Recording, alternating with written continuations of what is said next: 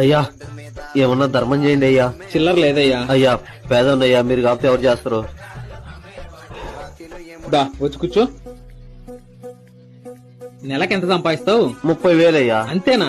మంచి సీజన్ లో అయితే ఒక 50 సంపాదిస్తాయా. నా జీతం ఎంతో తెలుసా? నెలకి 20,000. దాంట్లో ఇంటి రెంట్ 8,000 పోద్ది. ఇంకాడికి ఎంత ఉన్నట్టు? 12,000 అయ్యా. దాంట్లో టీవీ రీఛార్జ్ కి, సెల్లు రీఛార్జ్ కి, గ్యాస్ బిల్లుకి ఒక 2,000 పోద్ది. ఇంకాడికి ఎంత ఉన్నట్టు? 10,000 అయ్యా. దాంట్లో తినడానికి, కరెంటు బిల్లుకి, ఇంటి ఖర్చులకి ఇవన్నీ ఒక 4,000 పోతాయి. 6,000 అయ్యా. ఒక 4,000 మైన ఈఎంఐలు కడతానా. ఇంకాడికి ఎంత ఉన్నట్టు? 2,000 అయ్యా. నేను ప్రతిరోజు బండ్లో ఆఫీస్కి పోవడానికి పెట్రోల్ ఖర్చు ఒక 2,000. ఇంక నా దగ్గర ఎంత మిగులుతుంది? ఇంకేముంటది బొక్క. ఇప్పుడు చెప్పు, నువ్వు పేదోడివా నేను పేదోడినా? మీరే అయ్యా. మరి ఎంతో కొంత ఇస్తే నేను పోయి టిఫిన్ చేసొస్తా. దేవుణ్ణి నిన్ను చల్లగా చూడాలి.